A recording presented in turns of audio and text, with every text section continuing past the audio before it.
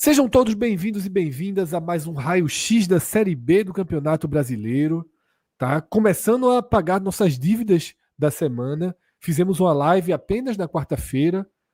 O título da live era Super Raio-X, Séries A, B, C, D, Mundial, NE45 Experience.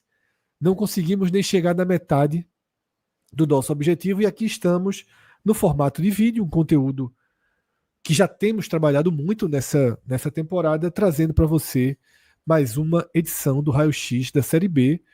Quase todos os programas têm sido feitos por um trio, eu, Cássio Zirpoli e Atos Rildo, mas hoje a gente tem aqui o reforço de Ravel Pinheiro, que vai aumentar aqui a nossa equipe, nossas visões sobre essa Série B, que passa por um momento de solidificação de alguns pontos. A gente vai debater bastante isso a partir de agora, tá?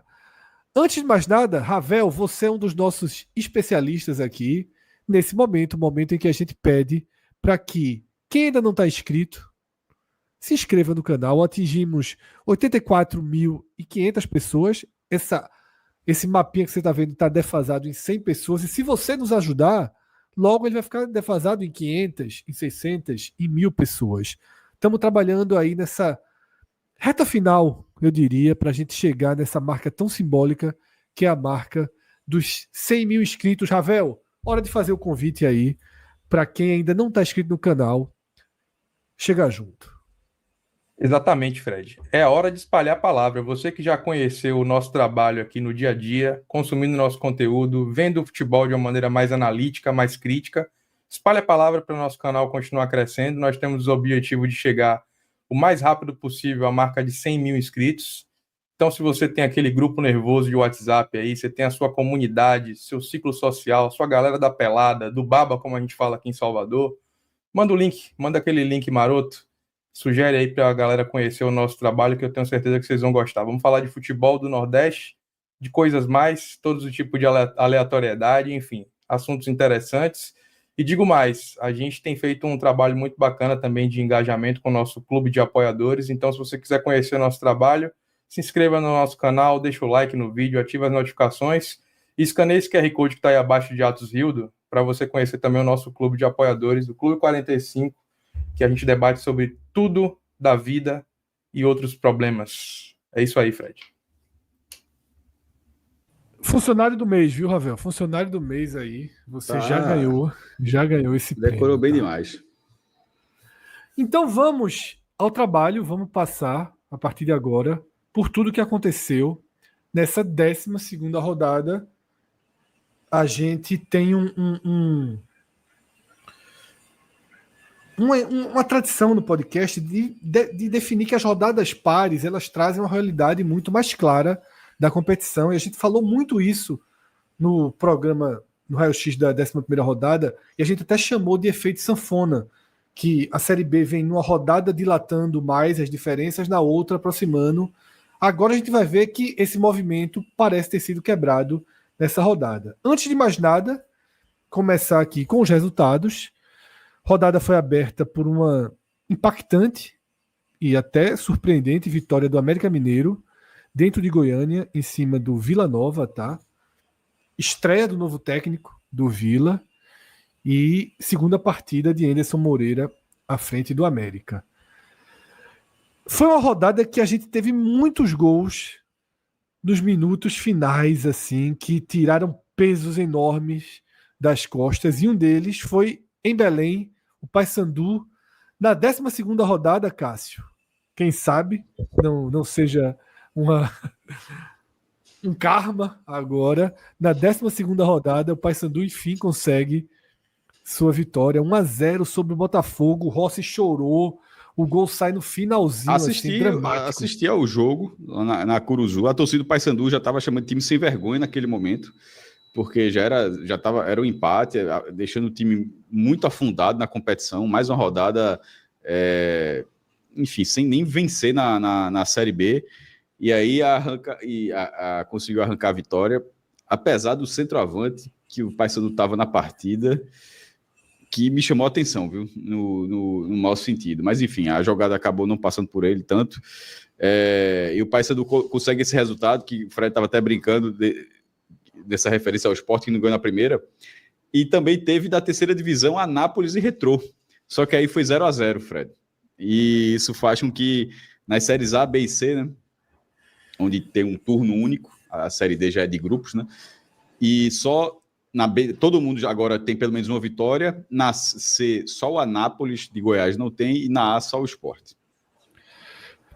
Um grande jogo, tá? Mas proporcionalmente, o tanto que o Paysandu passou para não ganhar um jogo na Série B é pior, viu? Sofreu demais e ganhou na 12ª rodada. O Sport parou ali com 11. Grande jogo, um dos jogos mais importantes da rodada, que a gente vai debater mais sobre o CRB daqui a pouco, tá? Só trazendo aqui o placar. O CRB derruba o líder Goiás 2-0, tá? Dá uma firmada importante na competição. A gente volta para esse jogo daqui a pouco, tá?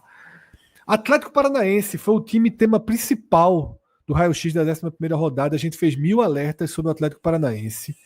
Começou perdendo para o Remo, empata o jogo e é mais uma partida que basicamente a última bola definiu. Allan Kardec fez o gol da vitória do Furacão. Fala, Atos. Fred, esse jogo do Atlético Paranaense do Remo me chamou a atenção. O Atlético Paranaense muito limitado a jogadas aéreas, sempre procurando o Allan Kardec. Por um lado o Esquivel, né, que deu assistência, por outro lado o Luiz Fernando. Mas eu acho que o Atlético Paranaense precisa melhorar nessa questão do rendimento. O principal era a vitória, mas o rendimento do time ainda está abaixo. Mas daqui a pouco a gente fala mais um pouco, né? Isso, a gente vai ter aí Remo e Atlético Paranaense terão aí um aprofundamento, tá? Atlético 2, Operário 1. Ravel, você disse que acompanhou esse jogo e chama atenção a queda do Operário, que a gente vai detalhar daqui a pouquinho, essa queda de rendimento do Operário. Mas tua observação sobre esse jogo, Ravel? Sobre o ponto de vista do Operário, é até estranho, né? Você vê aí uma queda de rendimento depois de uma expectativa que se tinha do time jogar um pouquinho mais ali em parte de cima da tabela, como vinha desempenhando bons desempenhos em algumas partidas. Mas eu acho que chama mais atenção ainda sobre esse jogo, Fred, a quebra da sequência negativa de 4 jogos sem vencer do Atlético. Eram 4 derrotas seguidas, não conseguia vencer de ninguém. O último jogo que ele tinha vencido foi na 7ª rodada contra o Botafogo de Ribeirão Preto, fora de casa, no estádio da Santa Cruz, e dessa vez conseguiu vencer com um gol ali quase no último minuto. E aí quebrou essa sequência negativa e volta a ter um respiro aí para sair do Z4. O Atlético que tem como goleiro Adriel, aquele mesmo que jogou no Bahia no Campeonato Brasileiro do ano passado. Perfeito. Seguindo os placares da rodada, Atlético Goianiense 0, Curitiba 0. O Atlético Goianiense com a dificuldade de entrar no campeonato, de entrar na disputa, e o Curitiba integrando o grupo que luta diretamente pelo acesso. A gente vai abordar isso daqui a pouquinho. Ô Fred, mas resistiu bastante, viu? Porque o Curitiba nesses 2 jogos fora de casa, assim, foram jogos muito burocráticos, assim, com dificuldade de criação também, mas conseguiu ficar no G4, né? Daqui a pouco a gente pode expandir. Exatamente, a gente vai detalhar tudo isso. O que se torna vital, né? Porque vem agora mais jogos dentro de casa. Perfeito, tá? Novo Horizontino 3, Cuiabá 0. Nem entra nesse tema, que é a nossa pauta de abertura, tá? Novo Horizontino 3, Cuiabá 0. Eduardo Batista comandando aí uma reação do Criciúma no campeonato, vence o Amazonas por 3-2. Chape 2, Ferroviária de Araraquara 1. E fechando a rodada, Volta Redonda 1, o Avaí de Jair Ventura, que vai perdendo força no campeonato, também 1, tá? Fred, e aí a gente fala... Só para a gente deixar registrado que, como a gente pesou muito no Criciúma, né, nos primeiros programas, tal, o Criciúma vinha muito mal, chegou a estar ali na parte de baixo, ali na vice-lanterna, sempre fazendo ali companhia ao Paysandu, que tem uma virada de chave no Criciúma. Viu? O Criciúma fez contratações, tá? Tem o Eduardo Batista, Tem o Ítalo, né, que era o gerente de futebol, que ajudou no acesso do Vitória, e ele atuou bastante no mercado, trouxe muitas contratações, só para poder deixar registrado. Giancarlo tá lá, Gustavo Maia, Isso. Filipinho, tá? Nicolas já fazendo gol aí, já tá na foto. Fez gol. Só para deixar esse registro, para poder ver que a gente está acompanhando e está vendo essas mudanças acontecendo, porque a gente estava com uma visão um pouco mais dura com o Criciúma, e hoje já é outro time, uma outra perspectiva, tentando uma recuperação no campeonato. Perfeito, Atos. E agora a gente vai, então, avançar para a classificação do campeonato. E aqui, como eu falei, é impossível não olhar para a classificação e não sublinhar. Lembra Galvão Bueno naquela narração histórica de Brasil 1, Alemanha 7. Lá vem eles de novo. E aqui, lá vem eles de novo, tá? O Novo Horizontino, pelo 3º ano consecutivo, faz uma campanha de luta absolutamente direta pelo acesso. E consequência, né? Ano passado parece um filme repetido. De novo, uma super sequência sendo construída, Cássio. Já com 5 vitórias, a gente tem aí esse gráfico que mostra o crescimento de pontuação do Novo Horizontino. A gente até vai trazer outros detalhamentos, mas, Cássio, agora com Louser, sai Eduardo Batista, entra Louser, mas parece que a base está montada e é suficiente para ser um time que disputa entre os grandes da segunda divisão mais uma vez, Cássio. Fred, e nesse caso, 15 de 15, né? O Novo Horizontino vem nessa sequência agora, que, né, inclusive ganhando o confronto direto, que custou a vaga do G4 ao Cuiabá. A expectativa, já que, assim como já não surpreende o Novo Horizontino ter essa largada, fica a expectativa sobre o papel que o clube vai fazer no retorno, né? Porque deixou a vaga escapar assim, de forma incrível em 2024 e parecia que poderia sentir bastante para a montagem desse ano, recomeçar todo o trabalho. O Eduardo Batista estava 2 anos, acabou saindo, enfim, agora está com Humberto Lousa, que já, embora eu não seja um grande entusiasta, mas já ganhou a Série B comandando a Chapecoense, que foi o campeão da Série B em 2020, numa edição sem público, né, no meio da pandemia.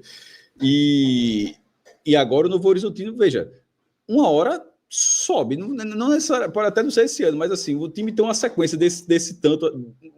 Não é normal um time ter 5 vitórias no ano, 6 vitórias no outro, 5 vitórias, ou seja, tá o tempo todo ali batendo na trave.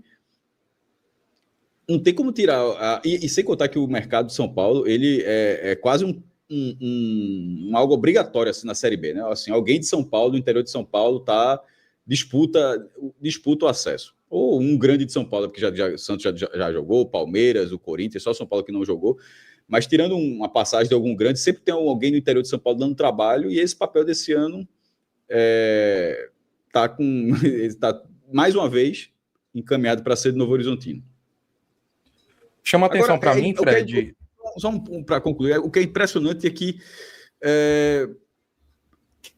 o mando de campo não é tão forte. Assim, aquela mesma característica do Mirassol, a relação de torcida, sabe? Assim, não é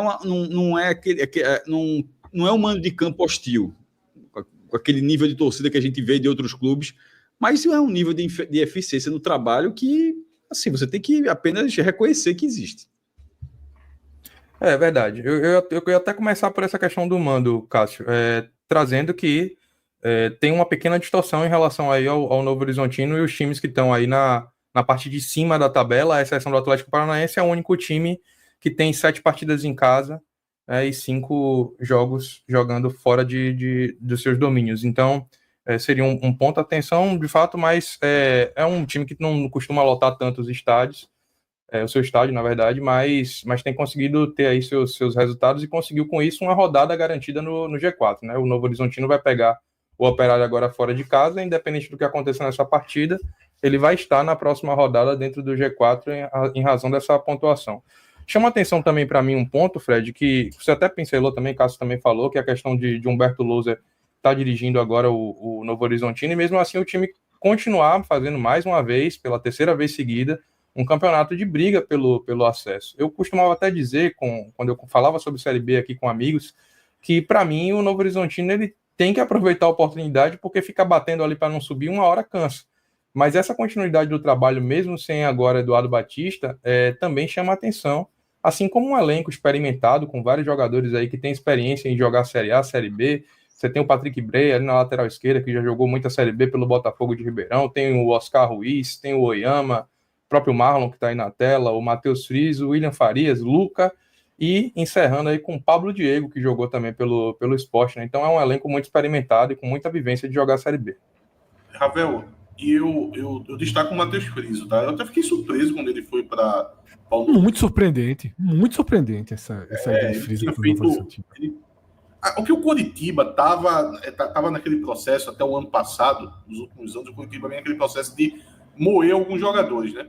Mas eu acho que dentro desses problemas do Coritiba, o Matheus Friso foi uma peça que se destacou, já gostava dele já, mesmo antes do Coritiba, e me chamou a atenção em ter ele para o Novo Horizontino. Só que eu sou da turma também que tem um problema com o Bertolozzi, obviamente que a gente tem que analisar o trabalho dele, não adianta a gente ter o pé atrás com o treinador, mas é bom dizer o seguinte, veja, se tem um time que tem um perfil que o Humberto Louso tem uma probabilidade maior de dar certo, é um time com as características do Novo Horizontino, porque não tem muito essa pressão. Eu acho que a pegada um pouco mais pragmática do Novo Horizontino poderia causar uma inquietação se fosse um clube de massa, um clube com uma cobrança maior. Não que o Novo Horizontino não tenha, mas a gente sabe que a impaciência, ainda mais nos dias de hoje, com o torcedor está muito grande. Só que eu estou começando a me render, viu, Fred, para esse pragmatismo do Novo Horizontino, tá? Estava com um pouco pé atrás, estava tentando procurar times que, ao meu ver, estava mostrando mais rendimento. O jogo contra o Vila Nova, eu achei que o Novo Horizontino, assim, ele foi muito focado no resultado, conseguiu o resultado, mas não me passou uma impressão tão boa. Mas agora eu tenho que dar o braço a torcer, porque essa vitória, são 5 vitórias seguidas. E essa vitória foi um jogo onde o Novo Horizontino jogou bola, botou a bola no chão. O contra o Paysandu já tinha feito isso também, tá? E eu tô começando a dar o braço a torcer, e até pela oscilação dos outros times, tirando o Goiás, a gente já fez essa análise aqui, não tem tantos times assim se mostrando com tanta força. Então, nesse momento, eu não posso virar o rosto para o pragmatismo que o Novo Horizontino está apresentando, porque está sendo de uma eficácia assim monstruosa. Valeu, Ratos. Queria chamar a atenção, dentro do número do Novo Horizontino, que ele é o vice-líder, né? Tem 25 pontos. Como o Ravel pontuou, já abriu 4 em relação ao quinto colocado, mas tem uma distorçãozinha ali. A gente pode ver que do primeiro ao 8º, 2 times não têm a distribuição correta de 6 jogos em casa, 6 fora. O Novo Horizontino é um deles, tem 7 jogos como mandante e 5 como visitante. O Curitiba está invertido, o que valoriza essa pontuação do Curitiba hoje em 4º, mas só fez 5 partidas dentro do Couto Pereira. Tá? Então, essa dualidade aí de mando de campo é importante trazer também. Quando a gente desce um pouquinho mais, a gente vê que o Atlético Paranaense está nessa mesma condição do Novo Horizontino, já tem 7 jogos na Arena da Baixada, tá? O Criciúma também, e na contramão, Ferroviária e Operário, certo? Vamos para um outro gráfico sobre o Novo Horizontino, e nesse gráfico, agora já devidamente com a imagem de Humberto Louser entre nós, a gente vê os gráficos das 2 campanhas. Professor Louser. Professor Louser. Das 2 campanhas que a gente destaca, né, que o Novo Horizontino terminou na 5ª posição. Em 2023, nesse momento do campeonato, ele já estava no G4 e era o líder, na verdade. Ele foi o líder na 12ª e 13ª rodadas. E você vê que ele ficou ali no G4 quase que de forma ininterrupta, teve 2 saídas ali para a 5ª posição, ele ficou até a 29ª rodada. Quando ele cai, oscila ali, 6º, 7º, e não consegue a classificação. Foi muito traumática a campanha do Novo Horizontino em 2023. como se não bastasse, Cássio, ano passado viveu talvez ainda pior do que em 2023, porque ele demora a chegar no G4, ele só chega no G4 na 18ª rodada, mas aí ele só sai na última, Cássio, e passa várias rodadas. Na verdade, ele saiu na última, mas ele perde o acesso naquele jogo com o Paysandu. Não foi contra o... Exato. Na última rodada era o Goiás com 6 vitórias seguidas, mesmo já sem chance, mas era um time melhor. Tanto é que acendeu a esperança do Sport naquele momento e, no fim das contas, até a esperança para o Ceará, que não fez a parte dele lá no Brinco de Ouro, mas que precisou do resultado do Novo Horizontino também, né, Fred? Então, assim, ainda que ele tenha saído no G4 na última rodada, mas, assim, o acesso foi perdido ali naquele jogo com o Paysandu. Foi um jogo muito maluco, inclusive. E aí ele passou 9 rodadas como líder, né? Machuca muito aí a campanha do Novo Horizontino. Eu, sinceramente, quando Eduardo deixa o Novo Horizontino e Loser assume, eu passei a imaginar que a gente veria um ano de ressaca do Novo Horizontino. Não imaginava que o Também Novo Horizontino esperava isso. estaria... Foi o que eu falei no já meu comentário, estaria de assim, novo. assim, que poderia ser um cenário aí de acusar o golpe, mas, mais uma vez, faz o mesmo papel de sempre aí na largada da Série B. E aqui tá as 4 campanhas do Novo Horizontino na Série B. Nesse momento do campeonato, em 2023 ele tinha 26 pontos, ano passado 18 e esse ano 25, já é uma grande largada, tá, do Novo Horizontino. E aí a gente vai para aquele nosso tradicional gráfico que mostra o que acontece com as equipes que têm essa pontuação nesse momento do campeonato. Com exatos 25 pontos, 5 times da história chegaram. 4 subiram. O único que não subiu foi o Juventude 2017 e ele desligou bastante o motor, porque ele fez apenas 51 pontos, tá? Ou seja, em menos de um terço do campeonato, ele fez metade da sua pontuação. Em 2 terços ele tem uma queda de rendimento absurda. Os outros 4 que tinham essa pontuação, o Vitória subiu como campeão em 2023, o Bahia como terceiro em 2022 com 62 pontos, o Curitiba 64 em 2021 e o Cuiabá 61 em 2020. Como o Cássio sempre pede, 25 ou mais, tá? 25 ou mais pontos. 21 equipes fizeram esses 25 pontos e 16 subiram. A gente tem 5 exemplos que não subiram. O Novo Horizontino é um exemplo, afinal, em 2023 ele tinha 26 pontos. E aí, Atos, o Náutico sempre aparece, né? A gente vai caminhar com esse Náutico de 21, como o Sport de 23 aparece muito. Né? A gente vai caminhar com essas campanhas que tiveram largada espetacular e acabaram naufragando. O Náutico terminou. Ou positivamente com o Bahia de 22, né, Fred? Que como jogou a competição também toda no G4, vai ficar sempre por ali. Tem o bom e o ruim, né, nas referências que sempre vai aparecer aqui quando a gente traz o Power BI, né? Ontem apareceu o Náutico 2007, né, como campanha de recuperação, e agora o Náutico 2021, que é referência e tem que estar sempre aí, até para que sirva de exemplo, né? Porque era uma campanha muito boa que o Náutico não soube trabalhar ela da melhor forma. Era líder do campeonato, assim, líder. E outra que a gente está falando de 21 ainda, isso está... ela não acabou agora, não. Tipo, a derrocada de 21 do Náutico não começou agora, não. O Náutico vai até a 14ª rodada invicto. O Náutico perde na 15ª rodada. O auge, lembrando que é uma vitória contra o Goiás lá no Serrinha.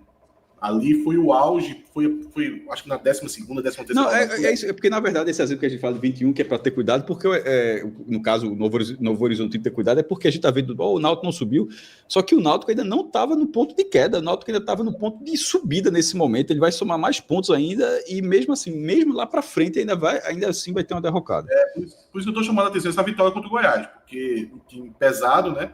E fora de casa o Náutico venceu. Isso foi lá para a 14ª rodada, mais ou menos, e mesmo assim ainda teve essa derrocada.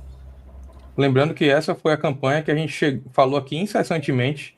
João de Andrade Neto, na época, falava muito sobre a campanha ser tratada com carinho, né, pela diretoria de futebol do Náutico, acabou não sendo tratada, então fica sempre esse bom registro para os clubes que estão começando bem o campeonato ter também essa mesma essa mesma inteligência, né? De chegar e fazer. Inteligência, na verdade, que a gente sugeriu e que o Náutico, à época, acabou não tendo.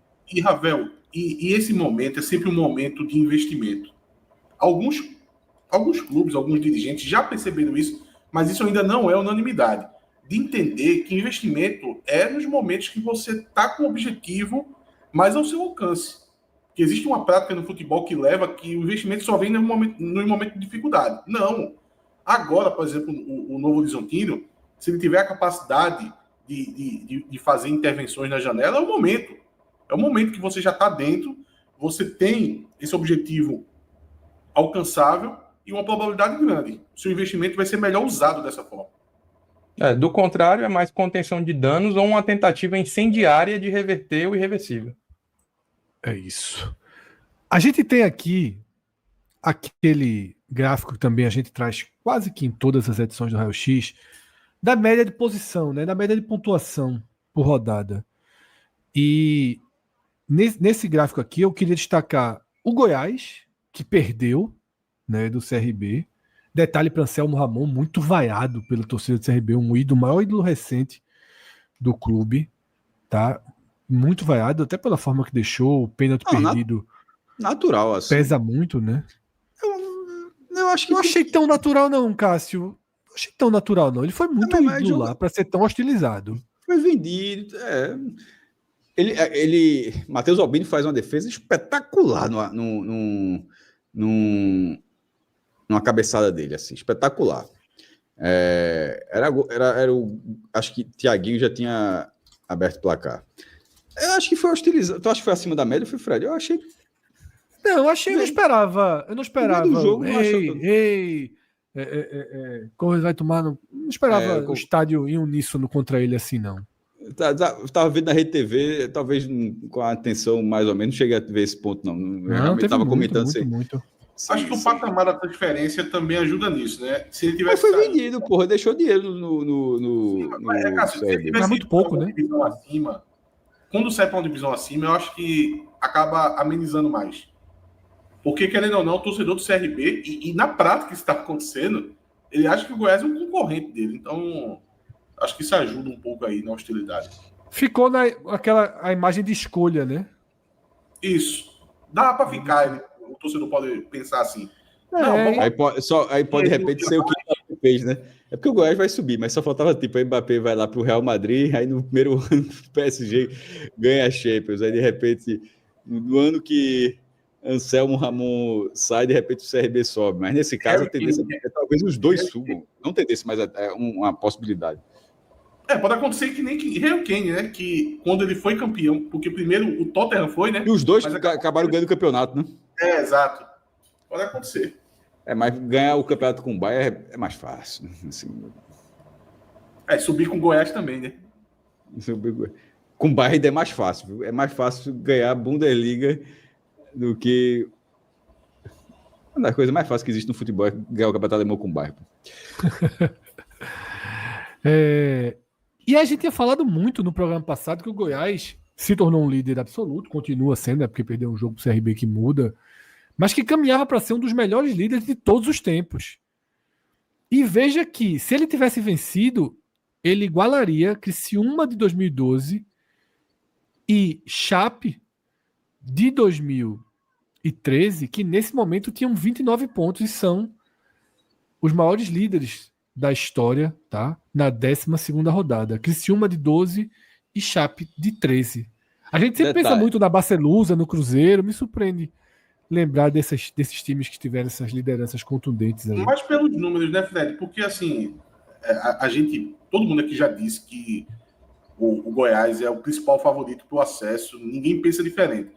Mas eu acho que, assim, para alcançar as melhores campanhas da competição, eu acho que já é algo muito além da capacidade desse próprio Goiás, que tem suas limitações ainda, tá? É o destaque da competição.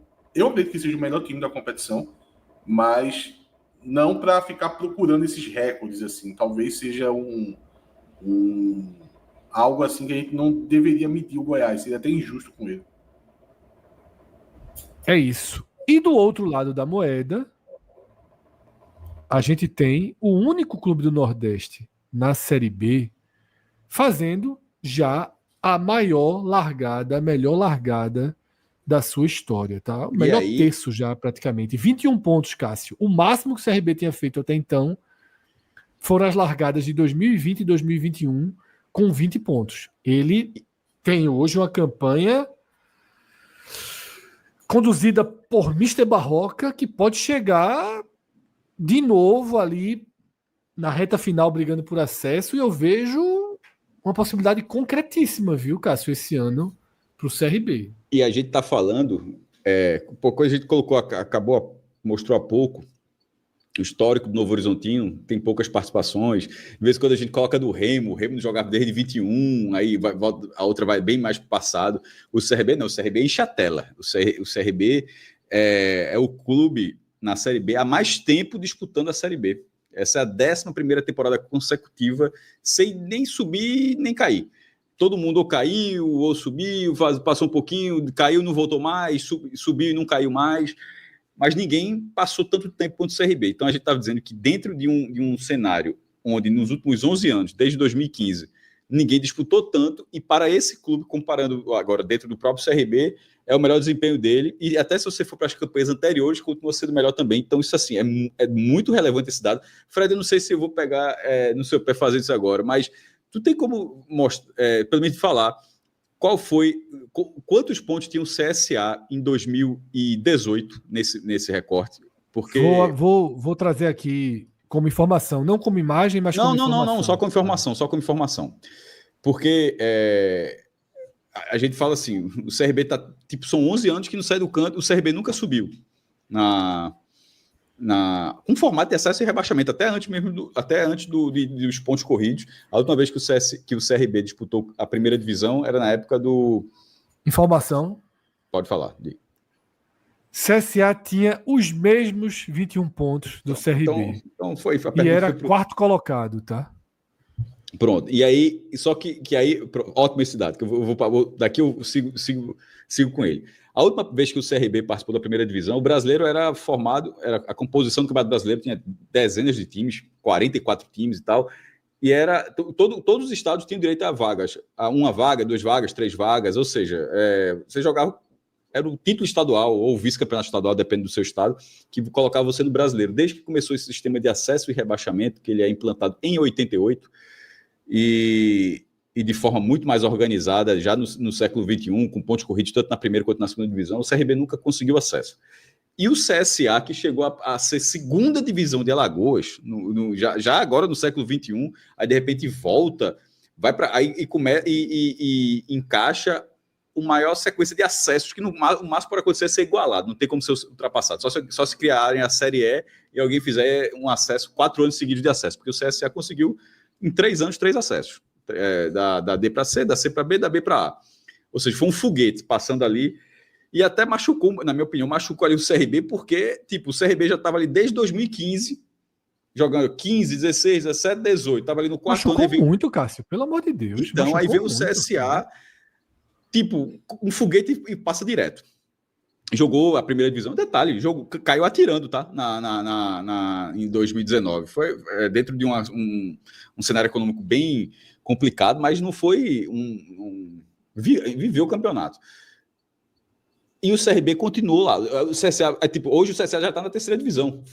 Estava lá na D, foi bater na A e hoje já está na C de novo. E o CRB, nesse tempo todinho, não saiu da Série B.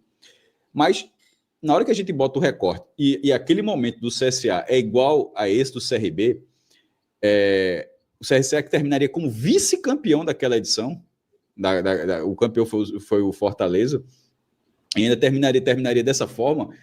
São números que, por mais que o torcedor do CRB não goste de pegar um rival, mas veja, o rival fez o que o CRB, e deu certo naquele momento, justamente o que o CRB está fazendo agora. Só que para o CRB eu acho que tem um ponto a favor que é enorme, é a regularidade. Enquanto ali o CSA é um foguete, e aquele foguete, até o acesso ser confirmado, havia uma dúvida ali, será que vai, será que não vai, será que vai desestabilizar o CSA, será que vai sair do trilho?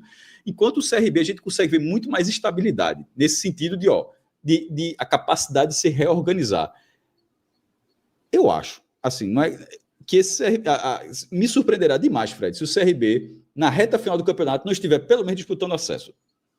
Assim, E por falar em disputar acesso, Cássio, só para poder. E por falar em disputar acesso, só porque eu achei que você tinha completado, mas só para poder colocar um molho a mais em relação a isso. A gente que acompanha a Série B historicamente aqui sabe a importância de se ter um bom goleiro para as pretensões de acesso de um clube. E o CRB, mais do que nunca, tem Matheus Albino, uma excelente fase e um jogador que dá a confiança necessária para a gente imaginar que ele vai brigar pelo acesso até o final, né?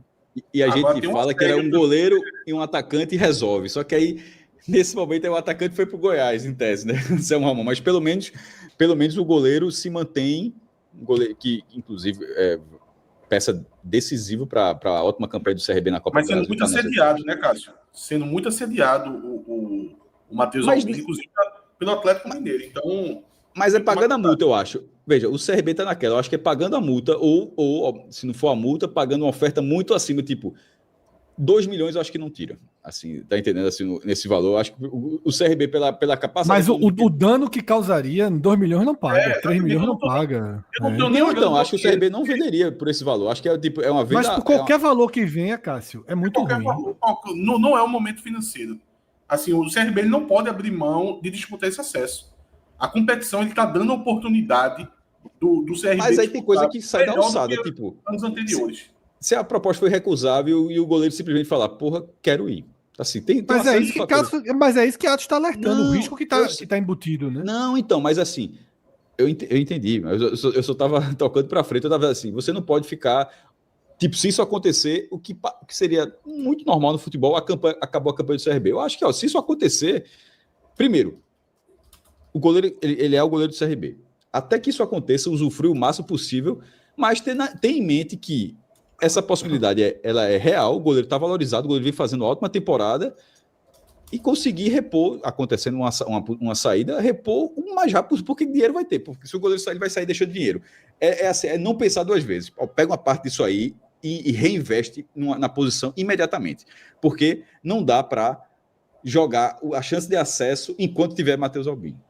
O CRB não pode tratar dessa forma. Ele pode tratar disso. Olha, a gente vai aproveitar o máximo que tiver com o goleiro, mas se o goleiro sair, o que entrar de dinheiro, a gente vai reinvestir no máximo. Que a gente, dessa vez, porque o CRB já fez isso antes, dessa vez essa oportunidade vai ser desperdiçada. Se no final a gente não subir porque é do futebol, mas não porque deveria ter investido ali na 25ª rodada por um goleiro, faltou um atacante, assim. A lamentação pela inércia, eu acho que o CRB não vai ter o direito esse ano, não.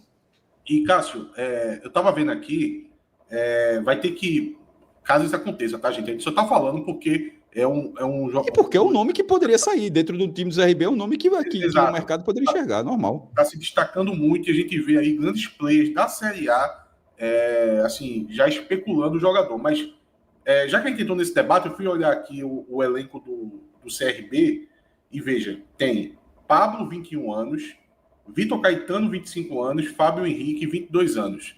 São os 3 goleiros, além do Matheus Albino, que o CRB tem hoje. Precisa ir no mercado. Assim, até pelo perfil, goleiros muito jovens e tal.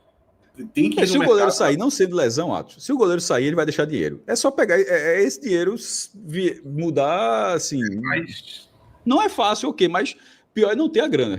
Assim, de repente, o goleiro sair para uma merreca que não dá você a condição de você repor.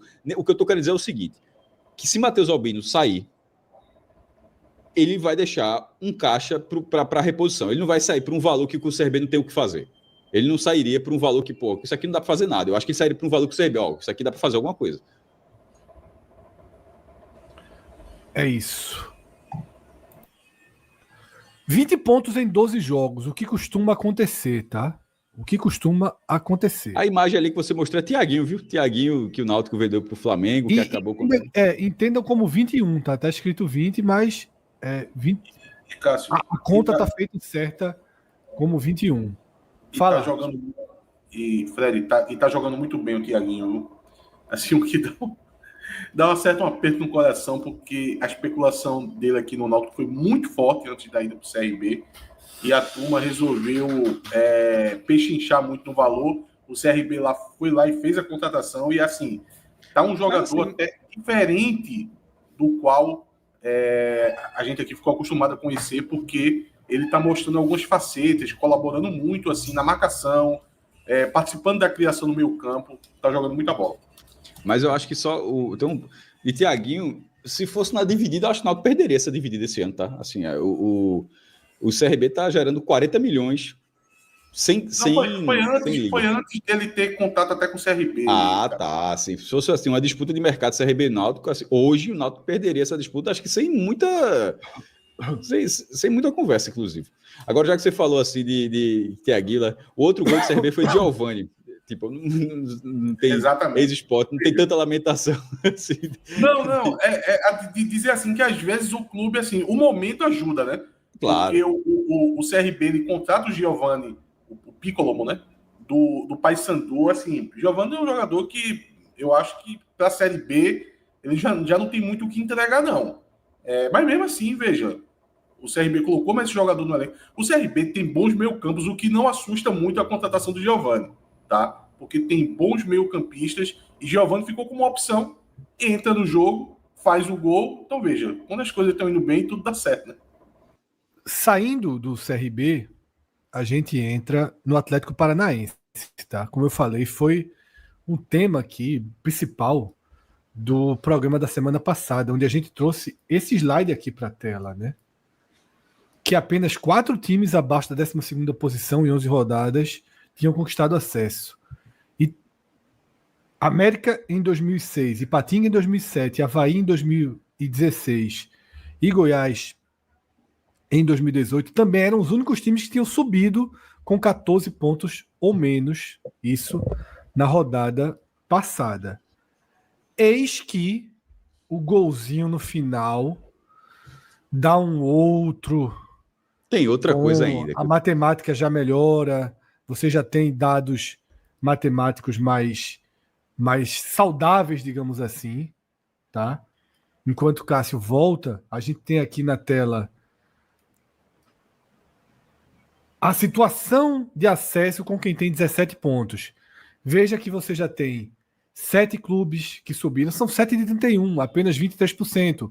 Mas você tem 7 clubes que subiram, você tem 8 clubes que romperam a barreira dos 60, já que o Vitória em 2011 com 60 não subiu. Então, assim, dá uma oxigenada nessa campanha do Atlético que estava precisando. Destacando, o Atlético tem 7 jogos em casa e 5 fora, tá? Cássio acaba de voltar e pode também introduzir. A gente só mostrou aqui, Cássio, agora, que esses 17 pontos já dão um outro caminho, já tem 7 equipes que subiram com essa pontuação. Equipes, né? Então pode trazer aí tua análise, Cássio, da importância do gol de Allan Kardec ali no finalzinho contra o Remo. Eu estava ouvindo, é porque deu um problema na minha câmera, desculpa. Eu estava dizendo o seguinte, mas acabou, o áudio já tinha cortado. Que foram 2 coisinhas importantes. Esse golzinho que você está falando, mas esse golzinho vem de uma notícia que, para mim, eu considero talvez mais importante do que esse golzinho. Esse golzinho é questão anímica, que é o seguinte. A mudança, por isso que a galera pegou, até torcedores do Atlético pegaram, até alguns torcedores do Atlético Paranaense discordaram da gente, mas outros torcedores acharam, os caras, o Atlético perdendo e os caras continuam dizendo. É o seguinte, meu irmão. O Atlético Paranaense, notícia, a gente está gravando no dia 19 de junho, né, na quinta-feira, notícia da quarta-feira, do Globo Esporte de Curitiba. O título da matéria é o seguinte: Atlético muda perfil e se movimenta para investir alto em reforços. Veja panorama.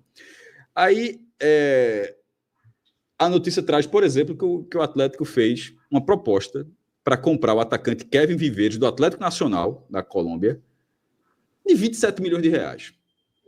Como é que eu vou dizer que um clube na segunda divisão... Por isso a gente bateu muito nessa tecla da questão econômica. A gente trouxe o demonstrativo, os números do demonstrativo contábil do Atlético Paranaense, que é bom na primeira divisão. Imagine na Série B. O Atlético tá no meio da tabela e tal, faz a proposta para comprar um atacante por 27 milhões de reais, pô. Assim, aí você fala, por que é que não fez antes? É justamente o que a matéria traz. O time tinha sido montado, na montagem do atual elenco, o clube... Deixa eu até dizer, a matéria é de Jonathan Gabetel, não sei se é o Gabetel, não sei exatamente a pronúncia do nome dele, mas enfim. Na montagem do atual elenco, o clube priorizou por jogadores livres no mercado e por acordos de empréstimo entre os 18 reforços fechados entre o fim do ano passado e o início de 2025. Dá a entender o quê? era um time, o Atlético achou que aquilo ali bastaria, não se comprometeria. O Atlético já montou o time da Série B sem se comprometer com aquele time para um bate e volta direto para a primeira divisão. Ou seja, você faz jogadores livres, um ano de contrato ou algum gatilho de permanência, dependendo do jogador, mas no fim das contas era um time que, na visão do Atlético, seria suficiente para voltar para a primeira divisão sem que o Atlético já tivesse que fazer uma remontagem da segunda para a primeira, justamente por saber como funciona, que na primeira divisão é um nível técnico completamente diferente. Só que isso acabou não funcionando. Então, obviamente, isso é mais barato também, né? Se você monta lá algum time com jogadores como Kevin Viveiros, um jogador de 27 milhões de reais, é um jogador de primeira divisão jogando a segunda, ou seja, você está antecipando um custo de Série A na Série B. É um problema. E o Atlético tentou minimizar esse custo, mas, obviamente, a má campanha, péssima campanha, na verdade, do Atlético Paranaense, antecipou uma saída de recursos que naturalmente o clube tinha. O balanço do clube nos últimos anos mostra aí, sobretudo o último, os 2 últimos, que havia uma receita ali considerável, a venda de Vitor Roque, a gente falou aqui, centenas de milhões de reais. Então, no fim das contas, o dinheiro estava guardado, a direção de Petróleo só não queria gastar. Meu irmão, dá para subir sem gastar tanto. Não estava funcionando e abriram os cofres. E aí, quantos clubes podem fazer isso? Talvez nem o Coritiba SAF. Não sei se o Coritiba SAF na segunda divisão disse, se me arrumar um atacante de 27 milhões, eu subo. A SAF, vai dê teu jeito aí, meu amigo. Esse cara não vai chegar. Talvez nem a SAF do Coritiba. Então, mas aí o Atlético consegue. E na hora que você tem um concorrente que consegue... Eu estou dando só esse exemplo, mas tem outras contratações também, tá? A matéria fala, por exemplo, para lateral, foi atrás de Lucas Calegari, que é um jogador que estava no Fluminense agora em Portugal, mas que seria um jogador de mercado para jogar talvez a primeira divisão. Enfim, a matéria traz justamente essa sinalização que vem justamente depois dessa vitória. Essa matéria já é depois desse resultado, dessa virada sobre o Remo. Mas, enfim, foi na hora que Atos estava até falando, Atos e Ravel, sobre da questão do cuidado da campanha, de você saber aproveitar e investir justamente quando a condição está se criando. O Atlético, na hora que vence o jogo, já fica ali a 4 pontos. Para um clube que pode contratar um atacante por 27 milhões de reais, 4 pontos é uma margem, assim, muito... Sobretudo pela quantidade de rodadas que tem pela frente. Então, esse resultado do Atlético, na minha opinião, trazendo aqui, ele vem abraçado com uma mudança de rota em termos econômicos do clube, que pode ser definidor para essa briga. Isso, detalhe, eu falei de jogadores, o Atlético nem contratou nem Calegari e nem Viveiros, tá? Mas a matéria traz justamente que, pelo menos até essa gravação, que essas propostas estavam sendo feitas, coisa que o Atlético não vinha fazendo antes. E se na hora que abre a janela, se na hora que a janela para o Atlético, de reforço para o Atlético, vai ser nesse nível, ele vai entrar na briga. Não tem como não entrar. Não tem como não entrar. Agora vai ter que... Assim, até porque ele não vai contratar um jogador de 27, de repente comprou um de 27, comprou um de 5, comprou outro de 7, daqui a pouco tem 6 caras no time titular que não estavam antes. Essa é a relação de um time de poder econômico incomparável em relação aos outros. Se vai se transformar, se isso vai ser suficiente para o acesso, a gente primeiro os jogadores precisam chegar e precisa haver um encaixe. Mas sempre foi dito que na parte econômica ela não pode ser menosprezada. E, sobretudo, a gente está falando de um clube que estava tendo superávit que batia dos 5 primeiros da primeira divisão, pô. Independentemente da posição do Atlético, até porque nos últimos anos ele foi finalista da Libertadores, foi finalista da Copa do Brasil, ganhou a Copa do Brasil, ganhou a Sul-Americana. Então, além das vendas que o clube vinha fazendo, ele ganhou muita grana de premiação também, mas muita grana mesmo de premiação. Então, esse dinheiro estava ali. A galera não queria mexer. Vamos subir sem mexer? Não estava dando certo. Então, mexeram. A gente tem aqui, Cássio, um comentário da semana passada sobre o tema do Atlético Paranaense, comentário de Carlos, tá? Carlos 9705. Eu acho que é torcedor do Goiás, Carlos, tá? Por outro comentário que ele tinha deixado antes. E ele fala o seguinte: analisando o futebol do Atlético Paranaense, pensando só no desempenho do time dentro de campo, isso, repito, não conta com o jogo, com a vitória sobre o Remo que a gente está debatendo aqui. Ele fala que não vê margem para o crescimento para conseguir sair dessa situação. Só se contratar. E é justamente o comentário que Cássio fez. Atos, quer acrescentar algo sobre o Atlético Paranaense? Não, na verdade, Carlos, né? Carlos, ele resumiu tudo. É exatamente isso. O Atlético Paranaense, ele precisa contratar, porque não está contando o jogo, essa vitória contra o Remo, Fred, mas eu diria que não alterou a análise de Carlos, tá? O Atlético Paranaense não fez um bom jogo. Daqui a pouco no Remo a gente vai falar sobre um pouco ali de como o Remo teve que lidar com esse jogo, porque ele teve muitas oportunidades e não soube aproveitar. O jogo criou oportunidade para o adversário, porque o Atlético Paranaense ele deu essa margem. E como eu disse, no ataque ele foi muito de uma nota só tentando trabalhar com Allan Kardec e chega ao gol dessa forma, tá? Então, eu acho que o Atlético Paranaense precisa de contratação. A análise interna lá, como o Cássio disse, já buscando esses atletas, eu acho que é fundamental, e o Carlos aí foi perfeito, em poucas palavras, resumiu o que é o Atlético hoje, mas também, como o Cássio também lembrou, a nossa análise de deixar um pé atrás, assim, uma ficha, algumas fichas, na verdade, um Atlético Paranaense no longo prazo, por causa dessas situações, né? Enquanto, assim, a gente sabe que é em contexto de formação de elenco, de profundidade do elenco, mas enquanto o CRB traz Giovani, o Atlético Paranaense está tentando trazer um jogador de 28 milhões. Assim, não tem como eu fazer a mesma comparação. Se o CRB tivesse na dificuldade do Atlético Paranaense, eu não posso projetar um CRB numa melhora como a gente está fazendo com o Atlético Paranaense, mesmo fazendo uma campanha muito ruim. E teve um debate nos comentários que ilustra um pouco desse debate também, Atos. Fênix da Silva, ele fala: sou remista e acho que vocês dão muita margem para a recuperação do Atlético Paranaense. Ele fala rindo. Michel Xavier responde: mas eu acho que eles falam isso porque o Atlético Paranaense tem muito dinheiro. Aí tem como recuperar com peças de qualidade. Ou seja, é exatamente esse debate que a gente passou aqui agora, né? Fala, Ravel. É aquela coisa. O dinheiro mesmo. É aquela coisa, assim, ter a maior camisa e o maior fluxo de caixa, o maior orçamento da Série B, imputa algumas responsabilidades, mas também traz privilégios. A realidade é que o Atlético Paranaense sempre vai ser tratado aqui por nós, enquanto houver vida, fôlego matemático para isso, como o time a ser de fato. Aí o time que tem a possibilidade de escalar a partir do seu poderio de camisa, poderio financeiro, capacidade de investimento. A gente tem que lembrar que da transição da temporada de 24 para 25, o Atlético Paranaense vendeu o volante Eric Tubaia por 27 milhões de reais, só para dar um exemplo da capacidade que esse time tem de angariar recursos e, consequentemente, reinvestir na formação do seu elenco.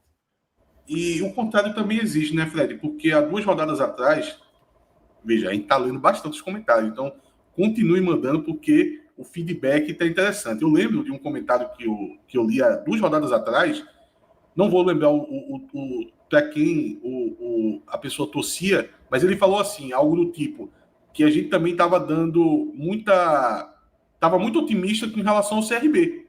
E veja, tá?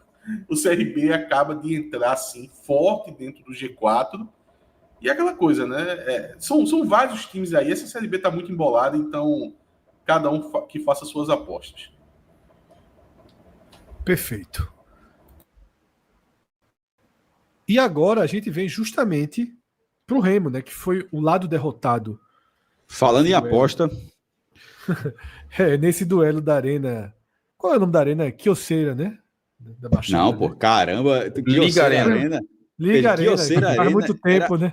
Há 20 anos, pô. Acho que, se não me engano, é o primeiro ou o segundo name rights do Brasil. Exatamente. Veja que funcionou.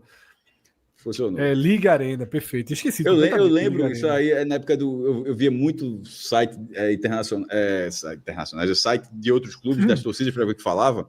Essas navegações em sites internacionais, em Atos? Não. Site de outros, me expressei mal. Em site de outros clubes, eu lembro que no Coritiba tinha o Coxanautas. E o do Atlético eu já acho que era Furacão, alguma coisa do tipo, não sei. E aí nessa época, aí era falando do rival. Aí era tipo, o quadrinho que era falando do rival era assim. Enquanto isso, lá na Quioceira, eles não falavam o nome do Atlético, nem da Baixada. E era tratado meio como galhofa, né? Assim, pelo menos no Coritiba. Enquanto isso, na Quioceira, aí falava qualquer coisa. Mas depois pararam nessa época, eu lembro, porque é na época que o Atlético foi bater longe. Mas enfim, hoje é Liga Arena e parece que já não é mais Liga Arena. Parece que está acabando o contrato, não sei o que, vai voltar a ser Arena da Baixada, vai colocar outro. Mas enfim, a última era Liga Arena.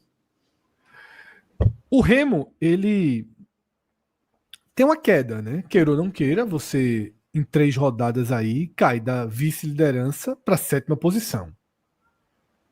Isso aí é tácito. Por mais equilibrada que seja a Série B, existe uma queda clara, e o próprio gráfico que a gente está vendo mostra isso.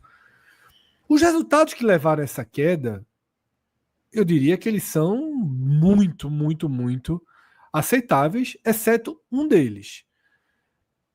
O Remo empata com o Atlético Goianiense fora de casa, 100% aceitável. Empata com Volta Redonda em casa, e aí é onde faltam 2 pontos na campanha. Perde do CRB fora, num jogo em que a gente já listou que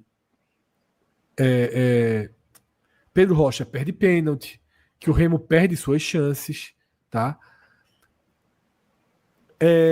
Vence o Operário em casa, muita dificuldade nesse jogo, já na primeira partida sem Daniel Paulista, e na segunda partida sem Daniel Paulista sofre a virada para o Atlético Paranaense. Em termos de futebol jogado, eu não vejo ainda nenhuma crise ou nada no Remo que cause uma preocupação maior em relação a futebol jogado. Mas essa queda de posição no campeonato e, sobretudo, a escolha por Antônio Oliveira, para mim, acende o alerta, tá? Eu acho que o Remo foi longe demais na sua análise de mercado, tá? Eu acho que se preocupou um pouco com patamar, com status, e ignorou tudo que Antônio Oliveira fez fora do Cuiabá, da segunda passagem pelo Cuiabá, tá? É muito controverso, né, Fred, essa escolha O Sport de... ignorou tudo e trouxe. O cara fez o que fez no Sport, transformou um time com enorme dificuldade numa terra arrasada, por culpa muito dele. E aí o Remo ignora completamente e dá essa chance, Ravel, para Antônio. É muito controversa essa escolha do Remo, né? Porque a gente está falando aqui justamente disso, né? É como se a gente tivesse que repetir aquilo que a gente sempre fala, assim, de que dá às vezes a impressão de que o que acontece no futebol do Nordeste não é tão visto, né? Porque quem acompanhou um pouquinho de perto o último trabalho de Antônio Oliveira aqui, os 20, 21 dias que ele teve à frente do comando do esporte, como o time acabou se deteriorando ainda mais a partir da involução do trabalho, não pode fazer uma aposta como essa tendo pretensões de subir de divisão. Então, não faz sentido nenhum a contratação de Antônio Oliveira e, como eu disse, chega para mim a ser um contrassenso. Um time de futebol que começa a demonstrar ali sinais de que pode brigar, que você tem um Marcos Braz, que é uma figura importante no futebol a nível nacional, e escolhe esse nome para capitanear a comissão técnica aí para desenvolver um trabalho com foco no acesso, no mínimo estranho. Eu acho que o Remo jogou mal aí essa carta e eu acho que complica seus interesses aí, suas pretensões para 2025. Atos.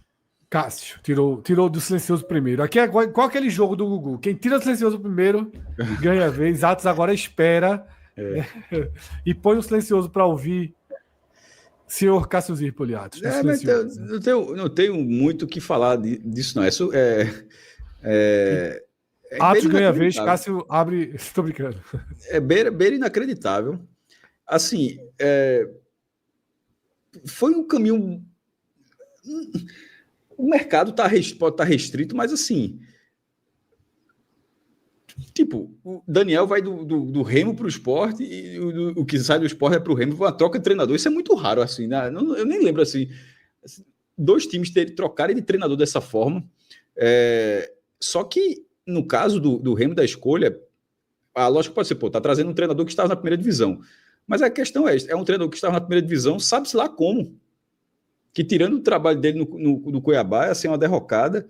E, de vez em quando, treinador, existe uma fase de treinador também, tá? Assim nesse caso, a aposta de... A escolha, melhor dizendo, a escolha do Remo por Antônio Oliveira, ela é baseada em quê? Num salário mais barato, num papel tático, assim. Realmente, eu não difícil de entender essa escolha. E para Antônio Oliveira, acaba a ser muito fácil, assim, caramba... não tem problema nenhum, assinou o contrato, o Sport tem que pagar tudo que deve a ele mesmo, mas assim, 21 dias já saiu, já tem outro contrato, vai estar aí. Assim, Portugal não ia ficar rico tão rápido, não, viu? Assim, não sei se ele deve estar falando só mesmo, sai daqui, mas não. Aqui no Brasil o negócio é muito. A rotatividade é grande e tal, tem uns problemas, mas ao mesmo tempo, assim, a forma como o futebol brasileiro funciona, é difícil ganhar tanto dinheiro como se ganha aqui. Fred, primeiro... Agora sim, sua vez. Primeiro, Fred, você trouxe aí o retrospecto, né, dos últimos 5 jogos. Obviamente que olhando os números frios, você acabou destacando o Remo em Volta Redonda, porque você tinha um jogo em casa contra um adversário ali muito acessível. Com esses 2 pontinhos seria terceiro hoje. Vê a diferença? Com esses 2 pontinhos seria terceiro. Na questão matemática, sim, mas eu vou dar um foco maior, Fred, na questão de rendimento, porque essa derrota contra o CRB, a gente já falou muito sobre ela. O Remo não jogou mal nessa partida. E o CRB jogou muita bola, tá? Então foi um grande jogo. Eu acho que o placar não traduziu o que foi a partida. E para mim esse jogo não foi um problema. Já o jogo do Atlético Paranaense eu acho que se torna por alguns aspectos, tá? Primeiro que o Atlético Paranaense não fez uma boa partida, como eu já disse. Deu muitas oportunidades para o time do Remo. E aí ficou muito nítido, Fred, que é uma limitação de treinador. Tá? Faltou treinador no jogo. Faltou treinador na partida. Eu não diria nem se o Remo tivesse o Daniel Paulista. Tivesse um treinador, o jogo teria se desenvolvido de outra maneira, porque o Atlético Paranaense deu muito espaço, deu muitas oportunidades, e o Remo praticamente abdicou do jogo só porque conseguiu o gol muito cedo. E tomou a virada, né, no final. Então, acho que esse jogo ligou um alerta para a influência que uma falta de treinador fez, somado ao Remo ter ido pela opção do Antônio Oliveira. Assim, eu tentei fazer esses alertas aqui. Eu disse assim que era muito preocupante, até porque o Remo assim, é um time aí que eu acabei nutrindo uma certa simpatia para acompanhar essa Série B, até torcendo... Leão, né, Atos?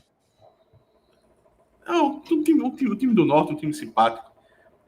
Não, mas eu acabei criando essa ligação, essa Série B pelo Remo, e fico preocupado quando vejo o Remo tomando uma decisão ruim. E o que me pega mais, Fred, nessa decisão para o Antônio Oliveira é o seguinte. Você destacou, né, que sobre não observar o trabalho no Cuiabá e principalmente o trabalho no Sport, e eu me pego pensando da seguinte forma. Eu duvido muito, veja como as coisas são, eu duvido muito que se Antônio Oliveira não tivesse assumido o Sport, o Remo estaria agora... Lembraria dele, né? Veja só, isso que é exatamente, pô, esse o motivo.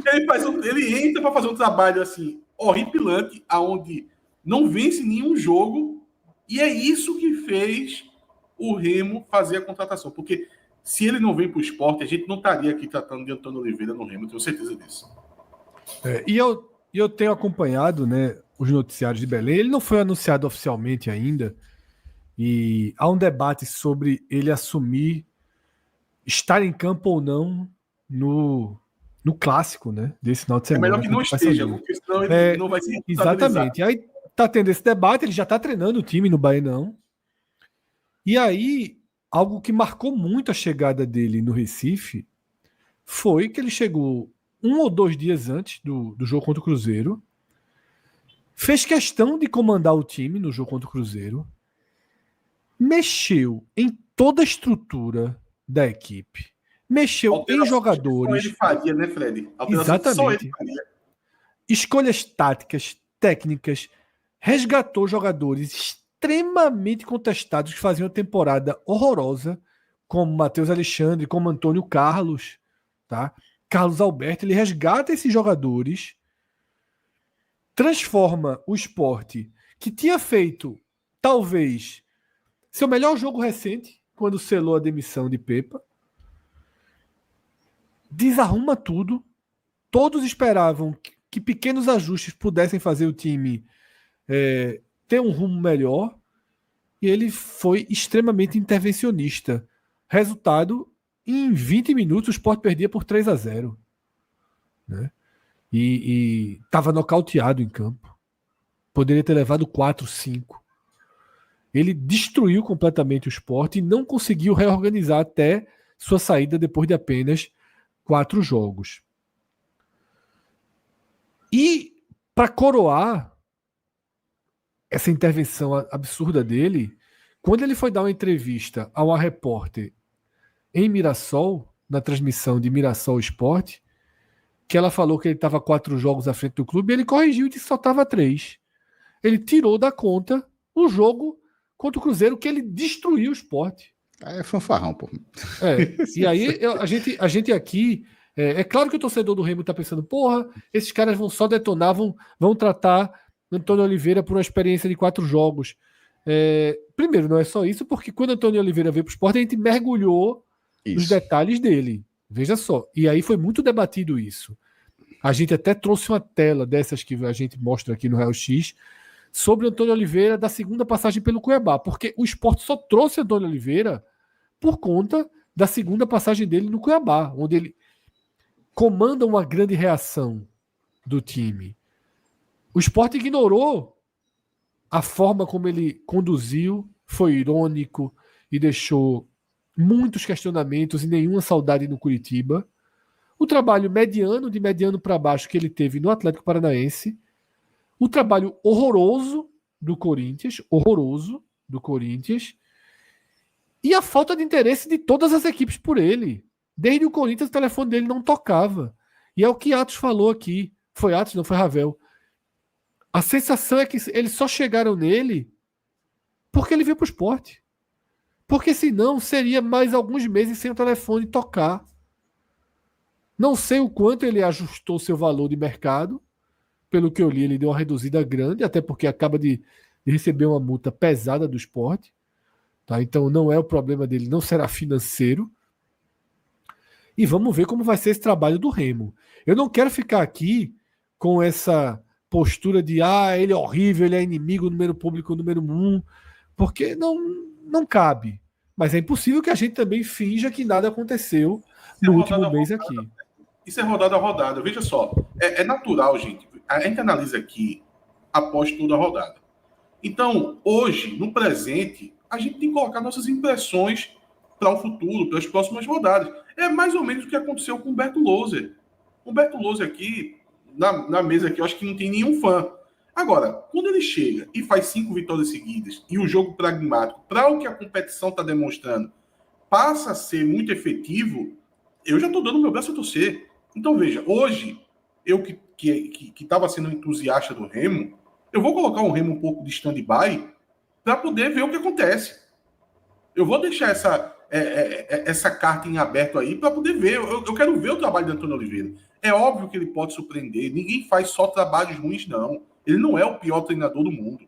Então, veja, ele pode apresentar uma melhora no Remo e a gente vai constatar isso aqui rodada a rodada. Talvez eu dê aí uma margem de 3, 4 jogos para poder ver como é que vai ser o desempenho, mas isso pode mudar, ele pode se recuperar. Pelo menos 2 treinadores que a gente tem uma avaliação geral deles muito baixa estão fazendo um excepcional, ou pelo menos uma boa, uma ótima Série B. Humberto Louser e Barroca. Tá? São treinadores que a gente teria, que se o Remo tivesse anunciando um deles, a gente teria enormes restrições. Hoje, e aí eu não estou nem considerando o hoje pelo que eles estão fazendo esse ano.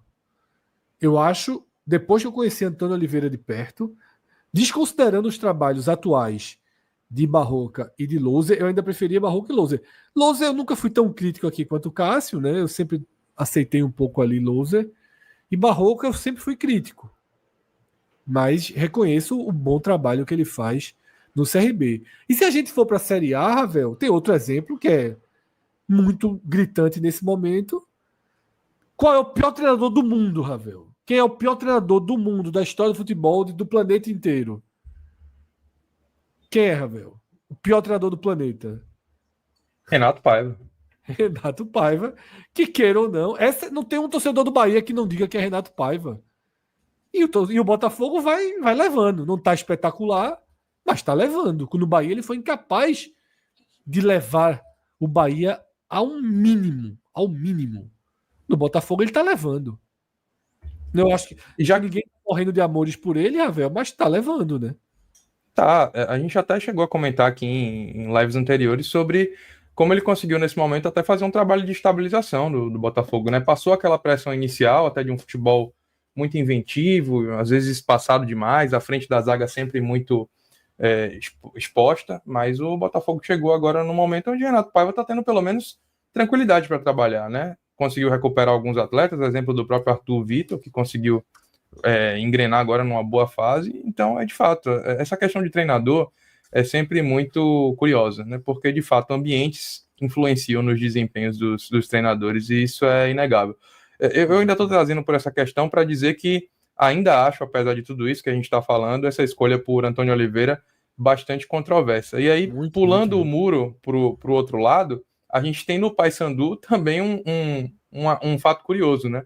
Porque a gente tem, como diz a própria chamada do nosso vídeo, um pouco de oxigênio a partir de uma injeção também, de uma mudança no comando técnico com o professor Claudinei Oliveira, que deixou o trabalho bem sucedido na Londrina. Trabalho com ele, G8, trabalho com o professor Claudinei, trabalho. Eu sei que você gosta, eu sei que você é fã, por isso que eu comecei por aí. O homem estava lá fazendo um bom trabalho na Série C, né? Estava em quinto no G8, né? Na classificação para a próxima fase na Série C, num trabalho de continuidade no Londrina, um trabalho que já vinha do ano passado. Londrina que é gerido aí pela SAF da Esquadras Esportes de Guilherme Belintani. E o Paysandu fez um movimento no sentido de substituir o treinador anterior, que era o Luizinho Lopes, chegando com Claudinei Oliveira, já conseguindo trazer uma vitória que dá uma sobrevida, um pouco de oxigênio, de fato, para o Paysandu. E ainda falando em treinadores, Fred, só uma observação que a gente deve falar também ainda ao longo desse conteúdo, como é curioso, né, o futebol. O Paysandu fez a movimentação de demitir o Luizinho Lopes para trazer o Claudinei, e o Luizinho foi empregado no Vila Nova e já estreou com uma derrota cachapante por 3-0. É o próximo slide. Antes da gente passar para esse slide, alguns comentários, né, em relação ao treinador.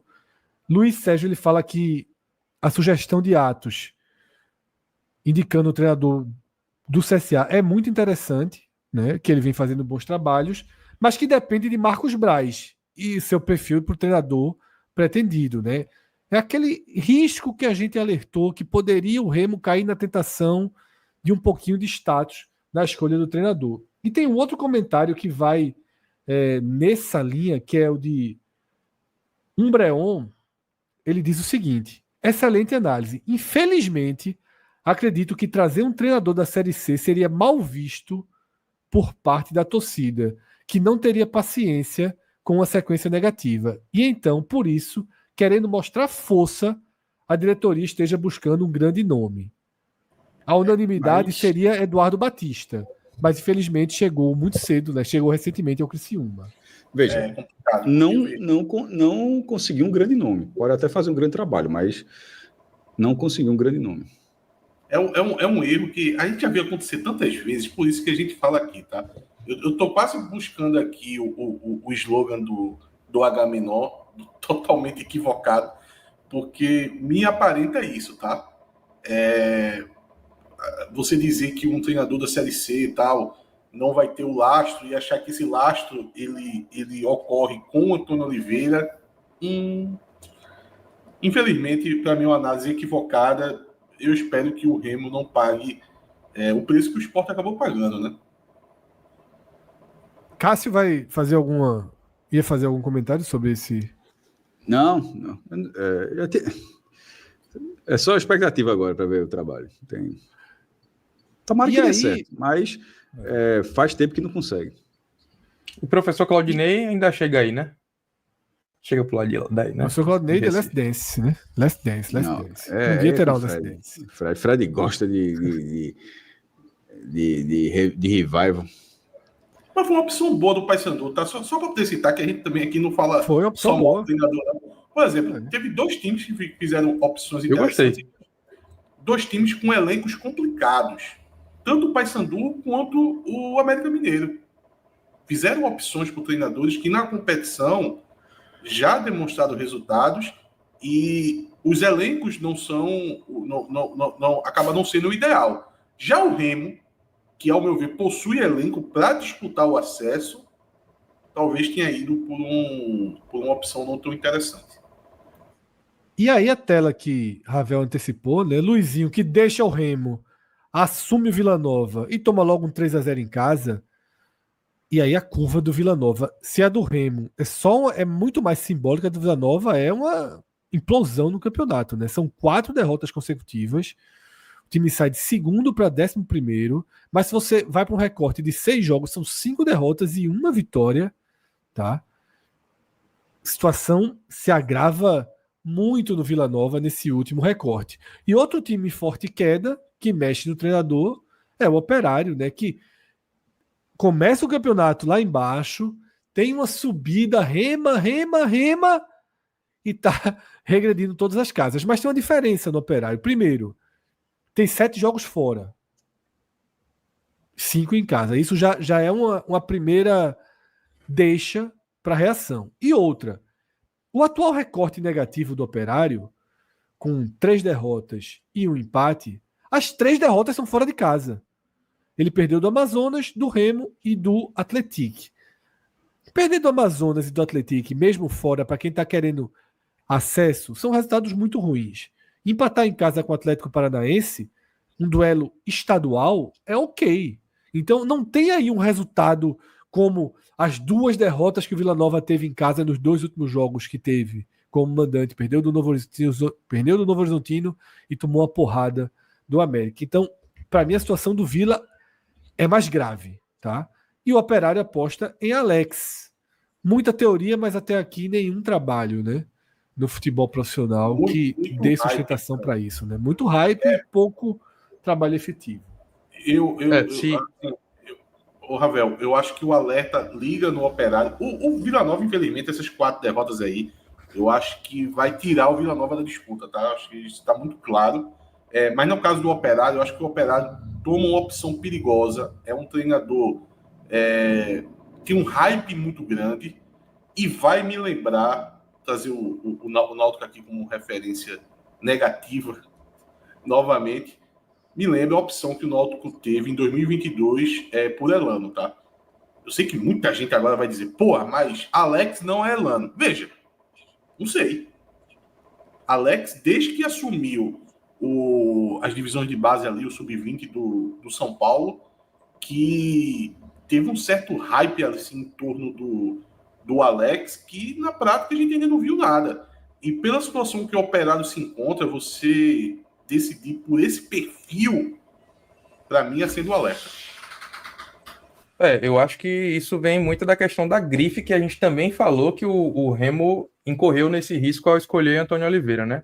E se você tinha falado, Atos, porque eu também concordo muito bem em relação aos movimentos que fizeram aí Paysandu e América Mineiro, em bons nomes para a Série B, o mesmo não se pode dizer desses 2 times que estão aí na tela, né? O Vila Nova, que já vem numa sequência ruim, aposta no nome que vem de um trabalho fracassado no Paysandu, um trabalho recente muito ruim de Luizinho Lopes, então a escolha para mim não se justifica. A gente também, se a gente falou de um Novo Horizontino, que vem aí batendo na trave no acesso, o Vila Nova tem mais ou menos o mesmo perfil, é um time que vinha orbitando o G4 nas edições anteriores, e nesse ano, depois de uma sequência de derrotas, acaba tomando uma decisão, escolhendo um treinador que, na minha avaliação, não tem como melhorar esse trabalho assim. Vai me surpreender muito se Luizinho Lopes passar a extrair do Vila Nova um futebol que ele não vinha apresentando nas rodadas mais recentes.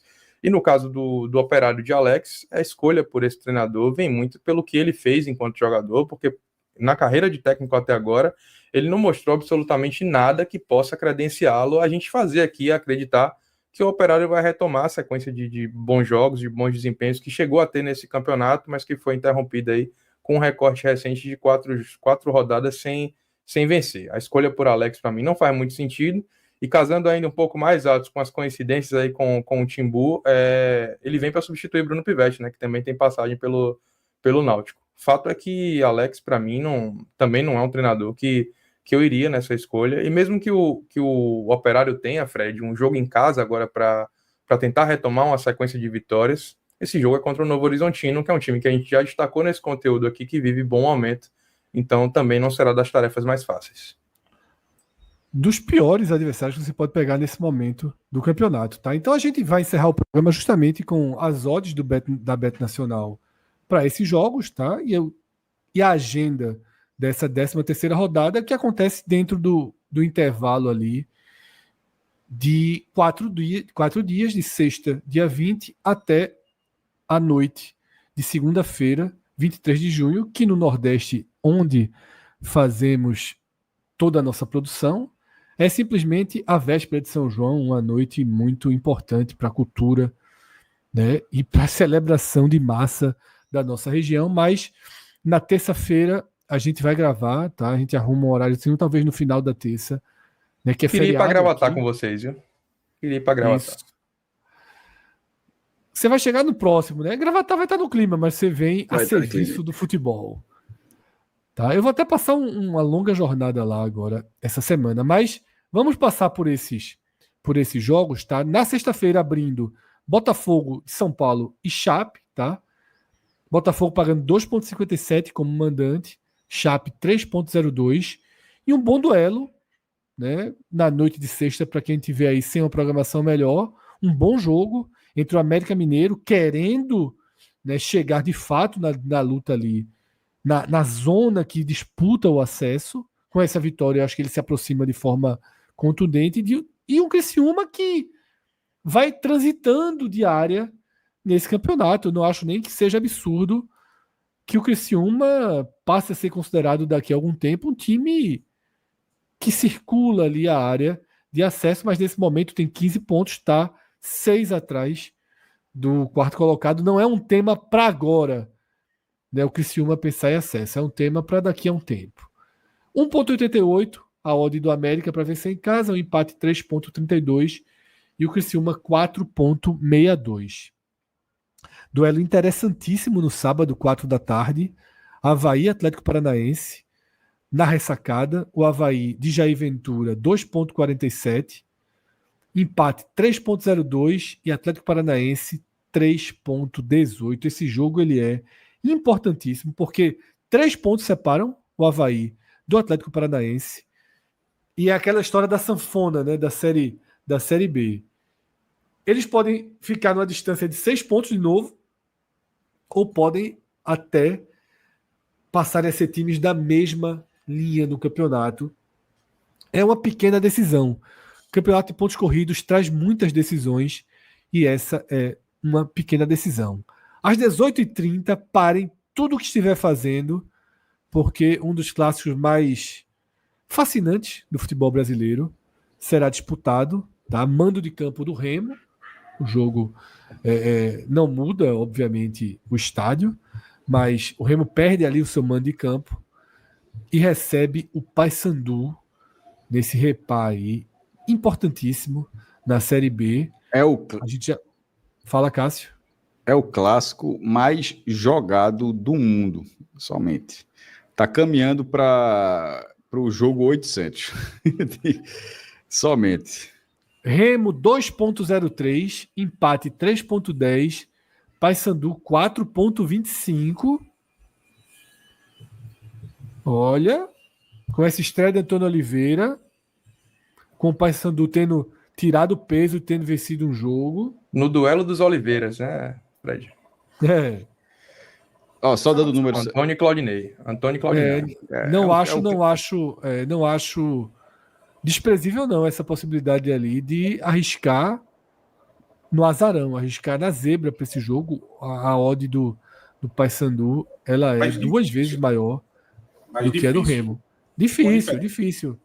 Qualidade de time. A rodada, tu vai dar seguimento aí, Fred, ela tá bem difícil, tá? Eu tava vendo tanto aqui, que foi o primeiro que eu parei, tá? Foi o primeiro que eu parei. Até então não vi nada convincente, não. Eu vou esperar mais chegar no final ali para dar um palpite, mas é uma rodada muito difícil ali para você encontrar um palpite interessante. Só para dar o número rapidinho aqui, já foram 778 jogos em Paysandu. Esses dados devem ter alguma discordância aqui e ali, mas enfim, o dado ali no padrão seria 269 vitórias do Remo, 244 do Paysandu e 265 empate. Para tu ter noção do que é uma marca de 778 jogos, o Bavi completou 500 jogos esse ano. Santa Cruz Sport, esse jogo, Paysandu e Remo existe desde 1914. Náutico Sport, eu ia falar de Santa Sport, mas Náutico Sport é até mais velho. Náutico Sport se enfrenta desde 1909 e o número atual, e se enfrentam bastante, inclusive. E Náutico Sport, por exemplo, aqui no Recife, são 568 jogos. O jogo mais que aconteceu aqui no Recife é Sport Santa, que é 572, eu acho. A gente está falando, tem 200 a mais, assim, de Remy Paysandu, né? Assim, é uma esculhambação. E quando eu falo o clássico mais jogo no mundo, é assim, é de fato, é juntando Celtic com Rangers, Juventus e Torino, United City, qualquer clássico assim, até onde se sabe, não existe outro confronto com tantos jogos na história quanto o Remy Paysandu. Ainda na noite de sábado, Ferroviária de Araraquara e CRB. Aí pode ter uma oportunidadezinha também, tá, Atos? De novo, no maior risco, de novo no visitante, de novo na zebra. Ferroviária 2,16, empate 3,04, CRB 3,86. Essas duas apostas aí, sobretudo essa do CRB, do Paysandu é um cenário muito caótico aqui, que eu tô muito ainda na ressaca de Antônio Oliveira, tá? Mas esse CRB já é algo mais interessante, tá? 3,86. No domingo, Curitiba 1,99 em casa contra o Cuiabá de Guto Ferreira. Cuiabá pagando 4,45. Aqui eu gosto da odd do Curitiba. 1,99. Essa para mim, inclusive, Fred, é a odd mais, até agora, das que a gente analisou, é a que para mim é a que oferece menos risco. De segurança, me parece a melhor. Isso, a gente sabe do histórico dos times de Guto Ferreira e seu desempenho fora de casa. O Cuiabá, inclusive, vem mostrando isso. Talvez seja a melhor das oportunidades que a gente falou até agora. Pode ser que seja também, eu não discordo não. Atlético Goianiense e Volta Redonda, jogo importante para o Atlético tentar, enfim, entrar nesse campeonato. 1,93 para o Atlético Goianiense, 4,54 para o Volta Redonda. O Atlético Goianiense não faz por onde dar esse voto de confiança nele. Amazonas e Vila Nova, tá? Vila Nova naquela crise profunda que a gente passou aqui, 4 jogos, 4 derrotas, vai até Manaus, 2,77 o Amazonas. Esse tipo de jogo aí, Fred, é o jogo que a gente sabe que o Amazonas vai vencer, mas ninguém tem a coragem de colocar uma ficha. É verdade. Operário Novo Horizontino, o jogo que nós citamos, né? Estreia de Alex, 2,53 Operário, 3,16 Esse Novo é meu Horizontino. jogo. Esse é o teu jogo, Atos? E um pouco no pragmatismo. Tô me rendendo. Aproveitar essa instabilidade do Operário e acreditar no Novo Horizontino. Eu iria... O Novo Horizontino mais empate, com uma odd menor, mas eu acho que seria algo mais seguro. E fechando, na noite de segunda-feira, noite de São João, Goiás e Atlético. Goiás pagando 1,53, é o maior favorito da rodada, tá? A menor odd.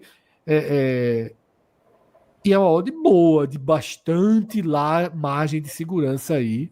Para quem gosta de uma aposta, você gastando um pouquinho mais para tirar aí 50% do que você apostou. Você não encontra muitos jogos mais... Abre aspas e mais aspas e mais aspas e mais aspas seguros do que esse não, tá? Esse tem uma margem boa. Segurança, eu acho até que 1,53 é interessante. Tá? Você faz a combinação aí, talvez, né, para ter um risco, um ganho maior ali com Curitiba. Você pode ter um desenho por aí, tá? Dessa forma, fechamos o raio-x da Série B.